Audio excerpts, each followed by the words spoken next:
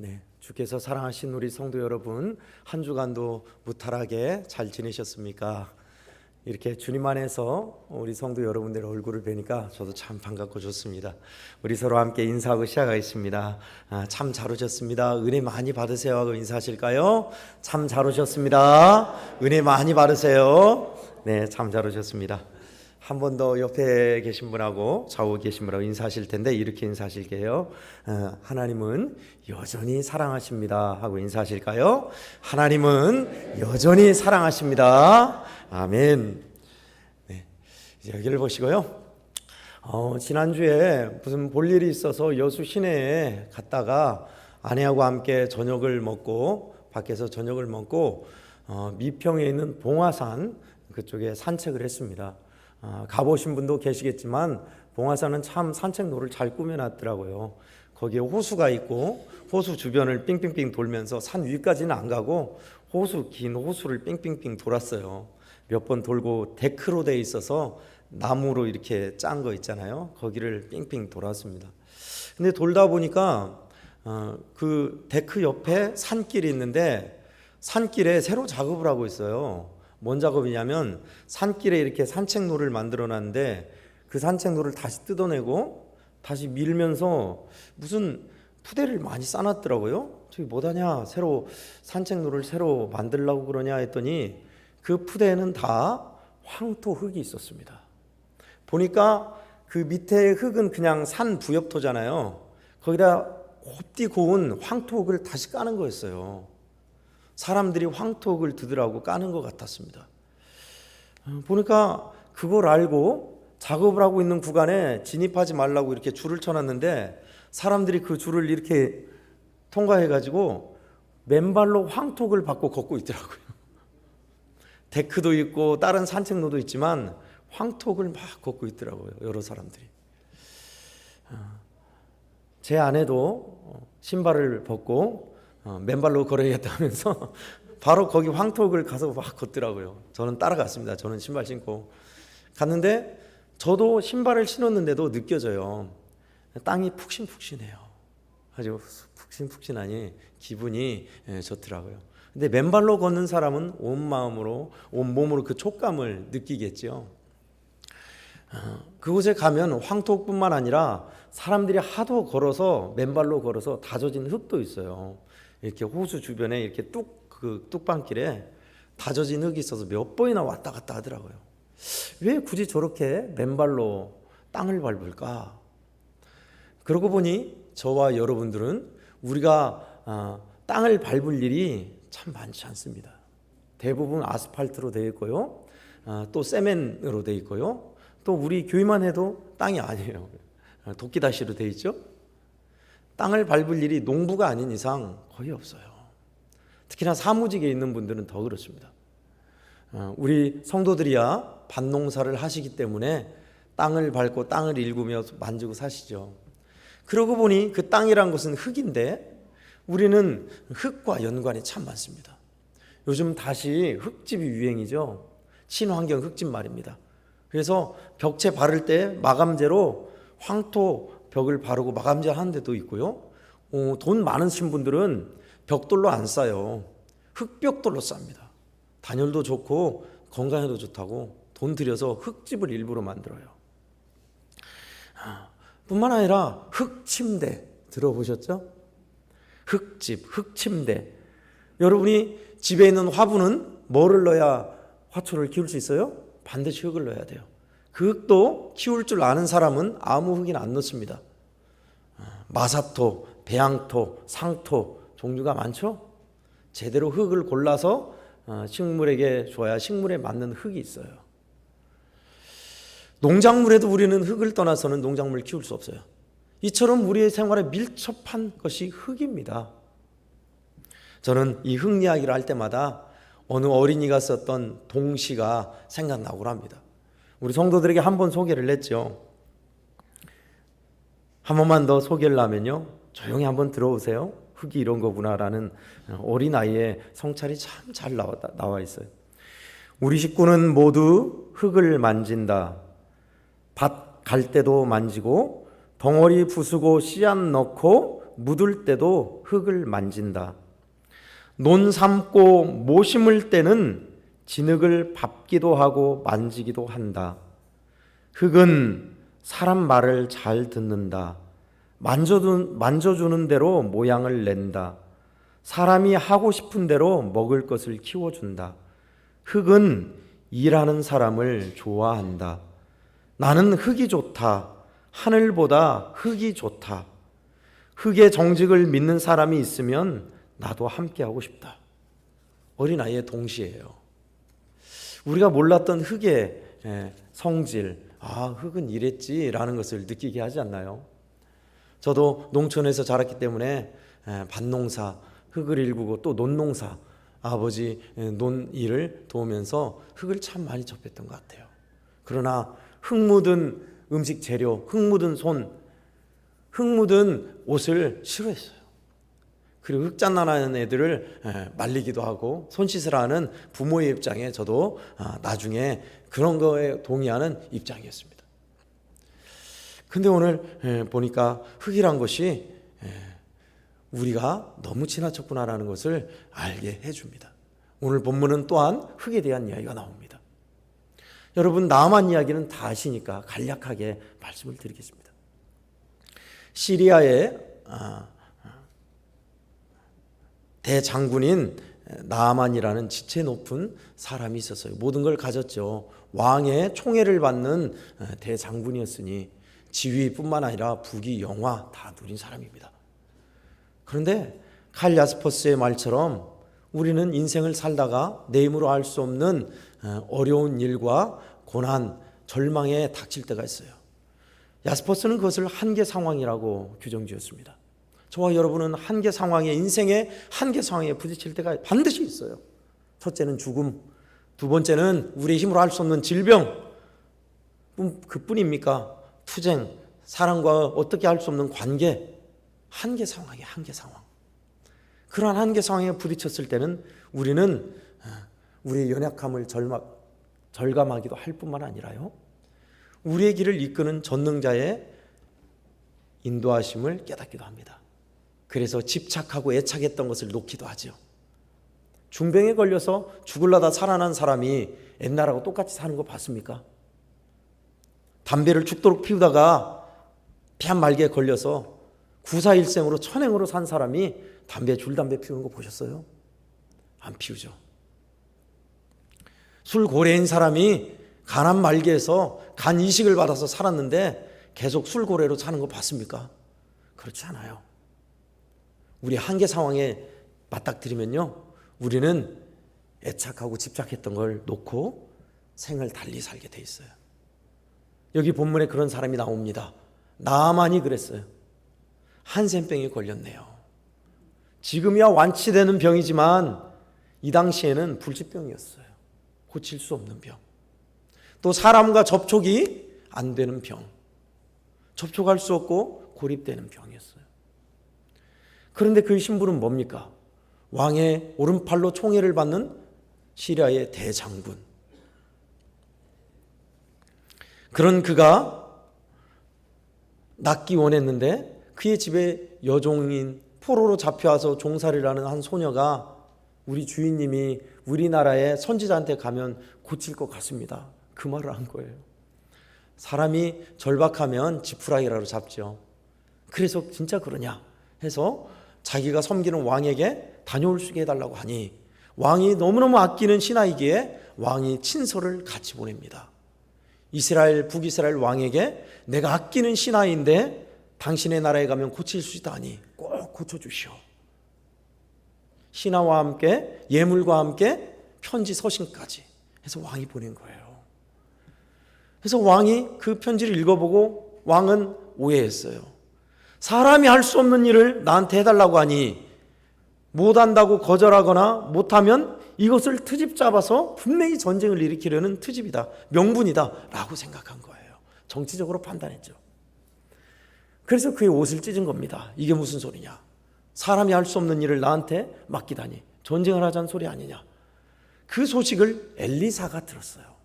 그래서 급히 소식을 전해서 왕이시여 그 사람을 나에게 보내소서, 고치겠나이다 한 겁니다. 그래서 갔지요. 나아만이 자기 호위 군사와 함께 예물을 가지고 갔습니다. 여러분 다 아는 내용이죠. 가서 갔는데 요단강가에 7번 씻으면 납니다 하고 얼굴도 안 비치고 그 얘기를 하니, 하여간 지금도 그렇지만 예전에도 마찬가지고 지금도 그렇습니다. 고위급 인사나 손님이 오면요, 예전이란 게 있어요. 예의란 게 있습니다. 맞이해야죠. 얼굴을 비치고 인사를 하는 것이 예의인데 그것도 없으니 나만이 자존심 상할 만도 합니다. 이게 무슨 법이냐. 여기까지 왔는데 얼굴도 안 비치고 나한테 안수해서 낫거나 어떻게 할 줄 아는데 그것도 없이 얼굴도 안 비치고 요단강에 씻으라니. 기분이 상했어요. 그냥 돌아가려 하는데 그의 신하들이 왕이시여, 아니 왕이 아니라 주인님, 아버지여, 이보다 더한 것을 하라는들 낫기만 한다면 안 하시겠습니까? 하면서 간청합니다. 그래서 몸을 씻고 나서 우리가 읽은 본문은 몸을 씻어서 7번 들어갔다 나왔더니 어린애기 살같이 너무너무 좋아진 거예요. 고침받은 거예요. 그리고 나서 한 행동을 우리가 읽었어요. 어떻게 했습니까? 다시 엘리사가 왔죠. 이제 엘리사가 그를 상면합니다. 상면하고 나서 하는 말이 예물을 받으십시오. 당신의 하나님이 진짜 신이신 것을 압니다 하면서 예물을 드리려 하니 예물을 받지 않겠다라고 거절하죠. 간청해도 안 받겠다는 거예요. 그러자 이번에는 나아만이 다른 청을 합니다. 어떤 청이에요? 그렇다면 저에게 나귀 2마리의 실을 분량의 흙을 떠갈 수 있게 해주십시오. 그 흙은 어디서 떴겠어요? 분명히 엘리사가 있는 그 집 마당이나 그 근처에서 뜨는 흙이었을 거예요. 그래서 제가 암몬으로 돌아가서 그곳에서 하나님, 이스라엘의 하나님만이 진짜 신이신 것을 기억하며 하나님께만 번제하고 예물을 드릴 수 있게, 예배할 수 있게 해주십시오. 우리가 읽은 부분이에요. 그런데 또 하나 부탁이 있습니다. 저는 남의 수하에 있습니다. 왕 밑에 있습니다. 제가 섬기는 왕은 림몬 신을 섬깁니다. 림몬 신을 섬길 때 제가 가서 굽혀야 하는데 그것을 용납해 주시기 바랍니다 라고 한 거예요. 그러자 엘리사가 듣고 그래 평안히 가라 라고 말했죠. 그래서 갔다는 내용이 우리가 읽은 부분이에요. 성도 여러분, 여러분들은 이 부분을 읽으면서 재밌는 얘기다, 옛날 얘기처럼 해피엔딩이죠. 야, 그런구나, 하나님이 그렇게 고쳐주셨구나 라고 생각할 수도 있겠지만 자세히 보면 저는 궁금한 게 왜 하필 흙이었을까요? 흙 말고 이스라엘 하나님을 기념할 수 있는 기념물이나 다른 것은 없었을까요? 있어요. 왜 없겠어요? 엘리사가 입고 있는 옷이나 지팡이나 아니면 그릇이나 이스라엘이 섬기는 하나님에 대한 섬기는 무슨 기념품, 촛대나 그런 거 있을 거 아닙니까? 이스라엘의 율법책이나. 그런데 나아만은 흙을 구했단 말이에요. 흙. 저는 선교지 탐방을 가거나 외국을 갈 때 가급적이면 여행을 기억하기 위해서, 떠올리기 위해서 기념품을 하나씩 사옵니다. 이번 선교 여행에서는 냉장고에 이렇게 자석으로 붙이는 거 있잖아요. 그거를 몇 개 사왔어요. 그 그리스나 터키를 기억할 수 있는 냉장고에 이렇게 자석으로 딱 붙여놓는 거 있잖아요. 그걸 딱 보면 그리스 어디에서 산 거지, 어디 갔었지, 그게 기억나요. 본문에서 말한 흙을 퍼간 이유는 분명히 그거였을 겁니다. 이스라엘의 하나님이 나를 고쳐주셨어. 그것을 잊지 않으려고 흙을 가져갔을 거예요. 그죠? 근데 그거 말고 다른 것도 있는데 왜 흙이었을까? 저는 그게 조금 의문이었습니다. 그리고 또 하나는 왜 하나님이 너를 고쳐주셨고 살려주셨는데 하나님이 진정한 신입니다라고 말하지 못하고 우상을 섬긴다냐? 물론 마음은 하나님께 있지만 우상 앞에 절하고 섬기는 것은 잘못된 거 아니냐? 그래서는 안 된다라고 해야 할 텐데 엘리사는 왜 그것을 수긍했을까요? 신앙의 수준이 다 다르죠. 저와 여러분도 다 우리 한국교회는 신앙의 수준이 다 달라요. 어린아이 수준에 있는 사람이 있는 반면 청소년 수준에 있는 사람이 있고 또 어른 수준에 있는 사람이 있고 노년 수준에 있는 사람이 있어요. 다 믿음의 수준이 다르죠. 그런데 이제 우리 교회 나오기 시작한 새신자에게 어른 수준의 신앙을 요구하면 돼야 안 돼요? 안 됩니다. 이제 나아만은 이제 여호와 하나님에 대해서 알기 시작한 사람이에요. 그런데 그에게 모든 지위와 관직 다 버리고 죽을 각오를 하고 그곳에서 여호와 하나님을 섬기라라고 요구하는 것은 무리죠. 어떤 이는 이렇게 표현했습니다. 신앙의 이유로 사람들을 나락으로 내몰아서는 안 된다라고 그랬어요. 저는 전제 조건을 답니다. 다 그런 게 아니라 수준에 따라서입니다.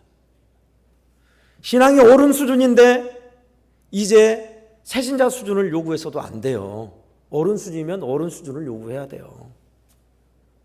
10년 이상 예수를 믿었는데 여전히 주의를 어기고 내 마음대로 산다고요? No. 저는 그러라고 못해요. 그러시면 안 됩니다 하죠. 이제 새신자로 온 사람들, 새신자로 왔는데 3교대 간호사나 소방관 일을 해요. 그러면 당신 그 일 그만두고 1교대 하는 전일 근무하는 거로 바꾸시오. 그렇게 하겠습니까? 아니요, 못해요. 왜요? 새신자잖아요. 이제 그가 믿음이 생기고 하나님의 때가 이르면 그때는 말할 수 있어요. 그래서 엘리사는 나만에게 평안히 가라 한 겁니다. 자, 그렇다면 성도 여러분, 이곳에 앉아 계신 여러분, 오늘 우리가 보고자 하는 것은 왜 흙이었냐라는 겁니다. 이 흙이 의미하는 게 뭘까요? 오늘 제목도 흙의 위로라고 잡았습니다. 나만에게 있어서 흙의 의미 말입니다. 저는 이것을 그 의미를 오늘 두 가지로 함께 나누고 싶습니다. 먼저 첫 번째는요, 흙의 징표를 기억하라 라는 것입니다. 따라하겠습니다. 흙의 징표를 기억하라. 한 번 더요. 흙의 징표를 기억하라. 오늘 본문 17절입니다. 본문 17절 말씀을 우리가 함께 읽겠습니다. 시작. 나만이 이르되 그러면 청하건대 노새 2마리의 실을 흙을 당신의 종에게 주소서. 이제부터는 종이 번제물과 다른 희생제사를 여호와 외에 다른 신에게는 드리지 아니하고 다만 여호와께 드리겠나이다. 아멘. 나만의 신앙 고백이죠. 이 흙을 가져가서 이스라엘 하나님을 기억하고 하나님께만 번제를 드리겠나이다. 하나님만 섬기겠나이다 라는 그의 신앙 고백이 여기에 나와 있습니다. 흙을 보면서 이스라엘의 하나님이 나를 고치시고 살리셨다. 나는 누구이고 진정한 신이 어떤 분이신가를 기억하는 징표물이었습니다. 그에겐 참 소중한 흙이죠. 그 흙의 행방이, 그 흙이 어디에 있는지는 나와 있진 않아요. 그러나 분명히 노새에 실은 두 흙이니까 2풀의 이상 꽤 많은 흙이었겠죠. 그 흙을 보고 만지고 냄새 맡으면서 나만은 기억했을 거예요. 한센병에 걸려서 도무지 가망 없는 나였는데 이스라엘의 하나님이 나를 이렇게 살리셨다. 그 하나님이, 기적의 하나님이 나를 살리셨다. 이분만이 진정한 신이시다 라는 것을 흙을 통해 그는 상기했을 겁니다. 그렇죠? 여러분, 우리 동양에 있는 우리 한국, 코리아도 이런 흙에 대한 정서가 이와 비슷해요. 한완상이라는 전 총리 기억하시죠? 여러분 아실 거예요. 한완상 박사. 그분이 1960년대 미국으로 유학 갔을 때 일을 그의 책에 썼어요. 그의 책에 예수 숯불에 생선을 굽다라는 책에 그의 책에 이런 고백을 하더라고요. 그 당시에 미국으로 유학 가는 것은 굉장히 드문 일이었고 멀리 가는 돈도 많이 든 일이었어요. 근데 아는 사람이 그에게 여비를 대줘서 유학을 갈 수 있었습니다. 한국에서 샌프란시스코로 미국으로 날아가서 샌프란시스코에서 동부의 아틀란타로 버스로 몇 날 며칠을 타고 가서 그의 숙소에 이르러서 대학에서 짐을 풀 때입니다. 짐을 푸는데 이것저것 옷가지와 짐을 푸는데 짐 깊숙이 조그만한 뭉치 주머니가 있더래요. 비닐로 꽁꽁 싼 주머니가 있어서 자기가 챙긴 게 아닌데 뭔가를 봤더니 주머니에 또 헝겊으로 뭐가 있더래요. 딱 봤더니 서신과 함께 흙이 있었습니다. 그 서신은 그랬습니다. 그의 아버지가 쓴 서신이었습니다. 완상아, 고향 생각나면 이 흙 냄새를 맡아보아라. 이 흙은 우리 집 마당 흙이다. 조상들의 뼈와 피가 묻혀있는 조국 강산의 흙이다. 조상들의 넋이 이 속에 스며 있다. 부모 형제 자매의 사랑이 흙 속에 녹아있다. 어떤 어려움이 있을지라도 이 흙 속에 담긴 사랑의 힘으로 잘 이겨내고 값진 배움의 삶을 살거라. 아버지가 마당 흙을 담아서 멀리 미국으로 유학 가는 아들에게 흙을 담아 편지와 함께 넣은 것이었어요. 가끔 여러분 독립군들 다큐멘터리나 이야기를 볼 때 여러분 보시지 않았나요? 조국 강산을 떠나서 만주로, 상하이로, 멀리 소련으로 독립운동을 하러 가던 그들이 고향 땅 흙을 떠가던 모습을 여러분 보셨을 거예요. 말리 타양 물설고 낯선 곳에서 고향집이 생각날 때마다 고향집 마당에 이 흙을 냄새 맡고 만져보아라. 이 흙에는 조상들의 뼈와 피가 묻어있다. 너를 사랑하는 부모 형제의 사랑이 녹아있다. 그러니 이 흙을 냄새 맡고 보고 힘을 내서 잘 배우고 오거라. 한 아버지의 마음이 느껴지십니까? 흙은 이런 거예요. 그죠? 한원상 총리 아버지는 굉장히 유학자로서 굉장히 엄했다고 그래요. 어지간하면 자식을 향한 사랑의 마음을 표현하지 않으신 분인데 이 흙 속에 아버지의 사랑을 잊고 참 많이 눈물을 흘렸다고 그래요. 그러면서 그가 우리는 짐작하죠. 유학 시절에 어렵고 배고프고 힘든 물설고 낯선 그곳에서 힘들 때 그 흙이 그를 지탱한 힘이 되었을 겁니다. 60여 년이 지난 후에도 이 책을 낼 때 당시에 자기가 그 일이 60년 전이에요. 60년이 흘렀는데도 그것을 생생하게 기억하고 쓴 것을 보니 얼마나 귀한 흙이었고 의미가 있었겠습니까? 저는 여러분에게 묻습니다. 성도 여러분, 여러분에게 있어서 믿음의 자리에서 이런 흙과 같은 하나님의 은혜를 상기하는 것이 있으신지요? 한번 생각해 보세요. 나는 힘들고 어려울 때 나에게 새 힘을 주고 일어설 수 있게 하는 하나님의 은혜를 기억하게 하는 이런 흙과 같은 것이 있던가? 저는 이 흙의 의미를 떠올리면서 순간 지난주부터 생각났던 것이 하나 떠올랐습니다. 많이 있어요. 저에게는 너무 많아서 탈입니다. 기억해야 하는데 하나하나 정말 참으로 천금같이 귀한 것들인데 요즘 우리 성도들이 밭에서 농작물을 수확해서 감자 그리고 마늘 무엇이냐 오이 등등을 주십니다. 저는 농촌에 자랐기 때문에 수확이 됐나 보다 라고만 여겼지 성도들이 어떤 마음으로 이것을 주시는지를 잘 몰랐어요. 그런데 짜잘한 것이 아니라 굵직굵직하고 실한 그것들은 성도들이 많은 곳에서 그냥 턱 떼어서 준 것이 아니라 가장 실하고 좋은 것을 골라서 준 것임을 알았습니다. 11조이지요. 호박 중에 가장 처음 열은 호박을 따서 주의 종에게 드렸으며 캔 감자 중에 가장 탱글탱글하고 크고 좋은 것을 별도로 골라서 담아서 준 것이었으며 마늘 중에 그래도 실하게 잘 연근 마늘을 골라서 준 것이었어요. 10의 1조를 하나님의 명령 따라 레위 주의 종에게 준 것이었습니다.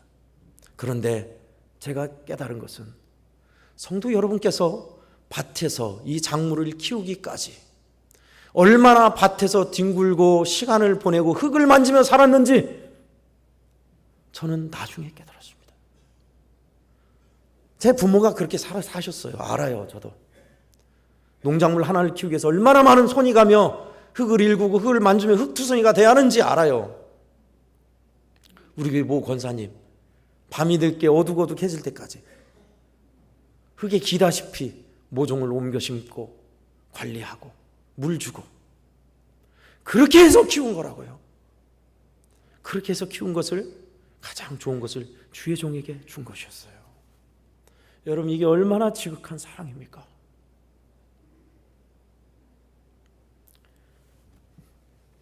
한환상에게, 그에게 고향 땅을 챙겨주신 아버지의 사랑과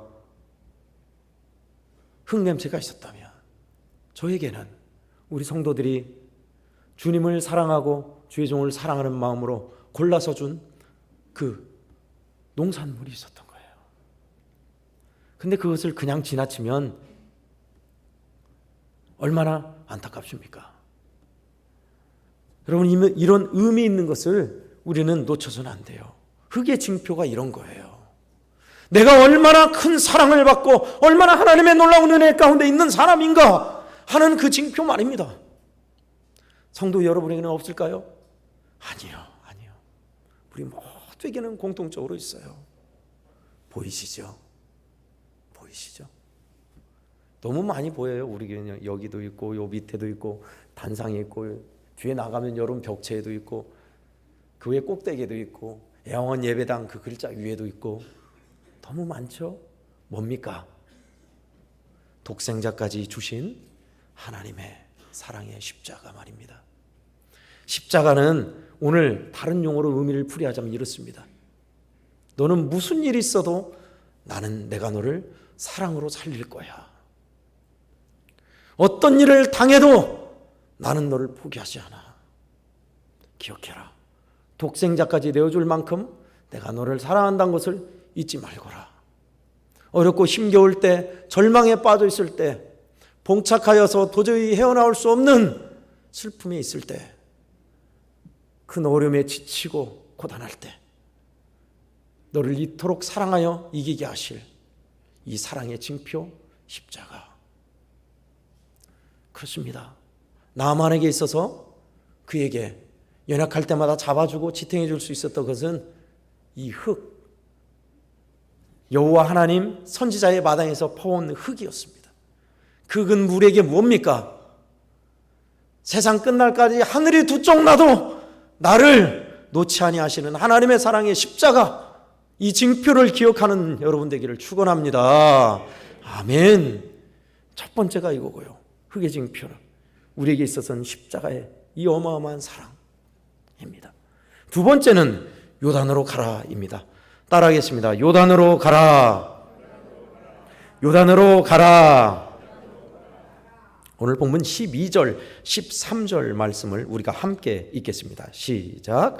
다메섹 강 아바나와 바르발은 이스라엘 모든 강물보다 낫지 아니하냐.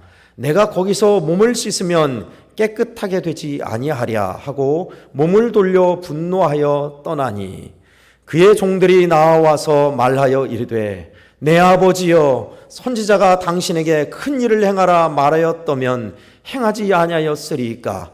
하물며 당신에게 이르기를 씻어 깨끗하게 하라 함미리까 하니. 아멘. 요단으로 가라 하는 이 말씀 말입니다. 이게 도대체 뭔 뜻이냐? 여러분, 우리가 농담 삼아서 그리고 또 장례식 때 부르는 곡 중에 요단강 건너가 있죠? 그 요단 맞아요. 그 요단에서 7번 씻으래요. 한 번이 아니라 7번입니다. 근데 여러분, 이스라엘 성지순례를 다녀오신 분은 알아요.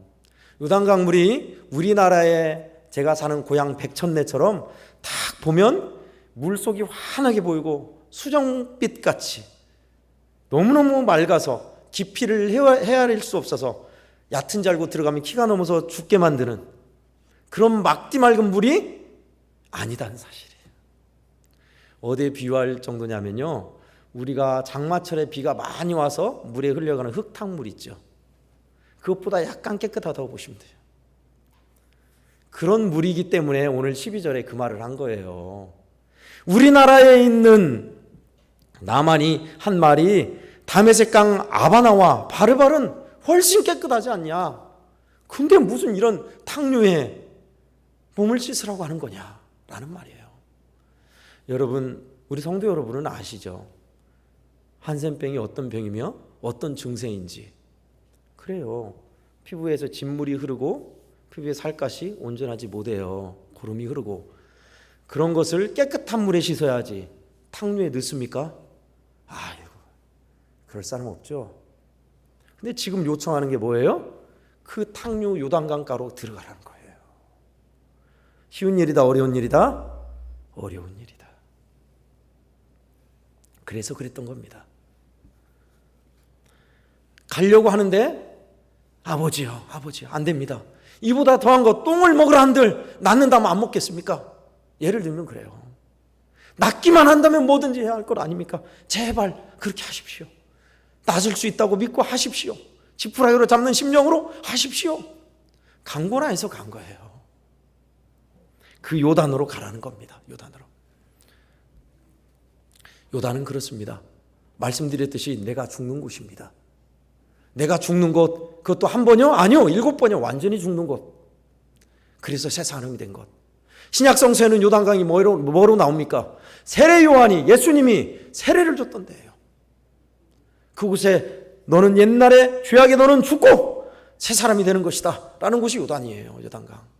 그러니 뭐예요? 나만이 자존심을 내세웠던, 감히 내가 왔는데 얼굴도 안 비쳐 기분 나빠하고 믿음 없는 그의 모습이 요단강가에 들어가서 죽고 하나님을 믿는 새 사람이 되어 나온 곳이 요단강이에요. 그 요단으로 가라는 겁니다. 하나님께서 저와 우리 애아홍교회 성도 여러분 한 사람 한 사람에게 요단강으로 들어가라는 말씀을 주실 때가 반드시 있습니다.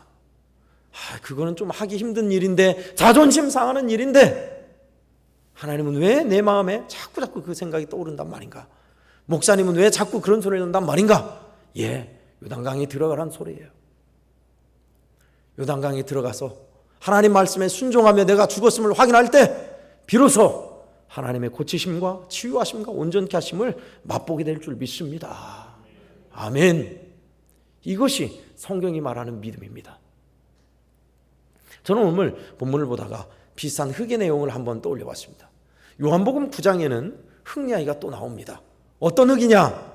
예수님이 태어나면서 눈을 못 보는 시각장애인 맹인을 만났어요.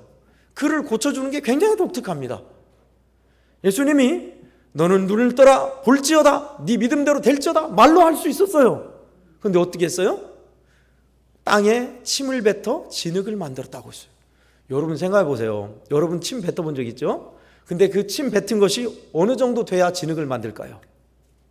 예수님이 그 침으로 진흙을 만들 정도니 침을 한두 번 뱉은 게 아니었을 거예요. 그 흙에 침을 뱉어 진흙을 이긴 거예요. 그래서 눈에 발라주신 겁니다. 그리고 나서 눈을 떠라가 아니에요. 실로암 목가에 가서 씻으라라는 겁니다. 입장 바꿔보시게요.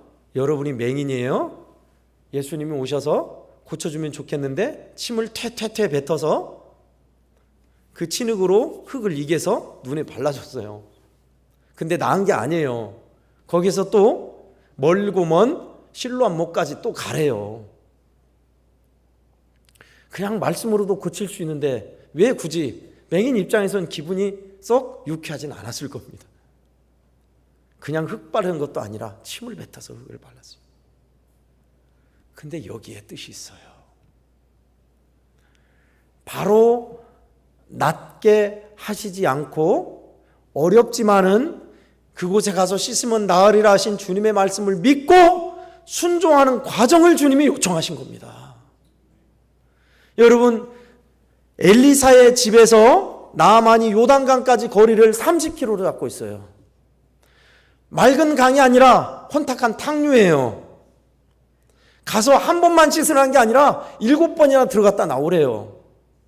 여러분이 어느 부분에 손에 상처를 입었는데 상처가 덧나서 고름이 있고 아파요. 부었어요.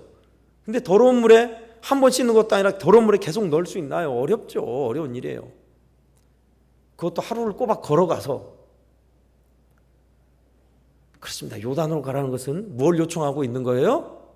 순종을 요구하고 있다라는 겁니다. 너 내 말 들어. 그렇게 하면 살 길 열려.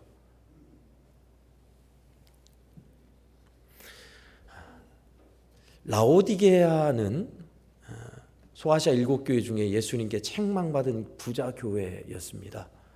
히에라볼리 그쪽인데요. 터키 지방에 가서 그쪽을 방문한 적이 있습니다. 방문했는데 그곳은 온천으로 유명했어요. 빌립보에서 높은 산에서 내려오는 시원한 물과 히에라볼리 그쪽에서 터진 온천수로 인해서 두 물이 만나서 따뜻한 물을 이루는 온천이 유명했어요. 터진 온천에서 히에라볼리 거기서 온천욕을 한다길래 수영복을 챙기라 해서 수영복 챙겨서 갔습니다. 온천 그리어 그 김이 모락모락 나고 따뜻하게 땀 좀 빼고 피로를 푸는 온천으로 가는구나 라고 딱 갔는데 뜨악 놀랐습니다. 안 들어가고 싶더라고요. 안 들어가고 싶어. 이 강대상보다 더 진한 흙탕물이에요. 흙탕물인데 그래서 안내자가 말을 하는 거예요. 여기는 물이 좋아서 고대 사람들이 이 물로 피부병을 치료하러 왔다는 거예요. 많이. 근데 물이 너무 탁해요. 안 들어가고 싶더라고요. 저는 진짜. 그래도 여기까지 왔으니 꼭 한번 들어가라고 한데 저는 일본에 또는 우리나라에 수안보 온천 생각했어요. 맑은 물에 따뜻해가지고 김이 모락모락 나고 가만히 있으면 땀이 쫙 나는. 그게 아니에요. 물도 안 따뜻해요. 우리로 치자면 미온수, 미지근해요. 미지근. 이게 무슨 온천이다냐. 물 깨끗하지도 않고 괜히 들어왔다.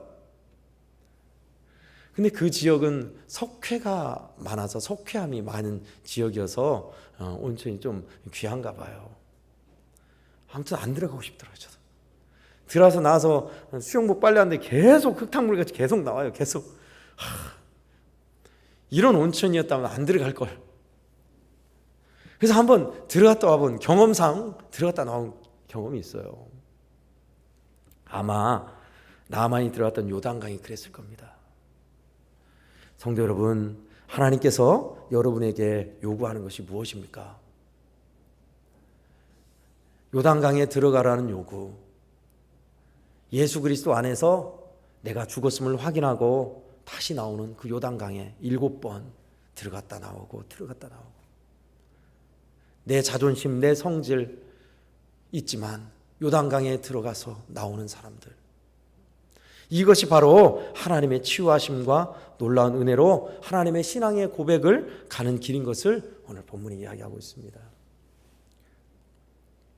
우리는 이번 주에 살면서 성도 여러분 한 번 이상은 흙을 만지실 거예요. 반동 사신 우리 권사님들 또 흙으로 가시겠죠.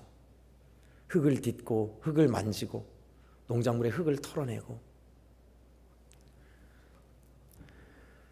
우리가 만지는 흙 속에 하나님의 섭리가 있는 것 물론이거니와 기억하십시다. 이 흙보다 훨씬 귀한 하나님의 사랑이 내게 하나님의 은혜의 징표가 나에게 있다는 사실 말입니다. 십자가뿐이겠어요? 많을 겁니다. 여러분의 나름의 제가 알지 못하는 여러분의 신앙의 고백과 간증이 있잖아요. 이것을 상기하는 것은 이것을 알고 은혜를 누리며 감사하는 것은 우리의 믿음을 지탱하는 큰 힘이 될 것입니다. 또 하나는 하나님의 놀라운 은혜로 믿음 안에서 굳건히 서가는 것은 요단으로 가는 것입니다. 요단강. 죽어서만 건너는 강이 아니라 이 땅에 살면서 믿음의 길을 가면서 하나님이 7번 씻으라고 하는 요단강 말입니다. 죄악의 내 모습을 그곳에 적시어 죽었음을 고백하고 확인하는 요단강. 그것이 있어야 우리는 그리스도인의 신앙의 삶을 유지할 수 있습니다. 하나님께서 사랑하신 성도 여러분, 이번 주에도 우리에게 새날을 열어주셨으니 이것을 확인하고 하나님의 은혜 안에서 살아가며 하나님의 사랑으로 울림이 있는 우리 성도들, 그렇게 든든히 서가는 믿음의 성도들 다 되시기를 예수님의 이름으로 축원합니다. 아멘. 하나님 아버지 감사합니다. 하나님, 오늘 나만을 통해서 그가 가져갔던 흙이 무슨 의미였는지, 그걸 볼 때마다 무엇을 생각했는지를 떠올리며 메시지를 나눴습니다. 그렇습니다. 하나님께서 우리에게 보여주신 흙보다 더 진한 사랑, 우리에게는 십자가가 있음을 알았습니다. 무슨 일을 만나든 어떤 일을 당하든 주께서 결코 우리를 포기하지 아니한다는 사실, 이 십자가 상기하고 하나님의 은혜 징표를 바라보며 넉넉히 이기는 우리 성도들 되게 하여 주시옵소서. 뿐만 아니라 주님, 우리로 하여금 삶의 현장에서 요단강으로 나아가게 하여 주시옵소서. 그곳에서 우리의 죄를 씻으며 하나님 말씀에 순종하여 놀랍게 역사하시는 하나님의 일하심을 확인하게 하시고, 더더욱 하나님을 사랑하며 믿음 안에 굳건히 서가는 우리 모든 성도들 다 되게 하여 주시옵소서. 예수님의 이름으로 간절히 기도하옵나이다. 아멘.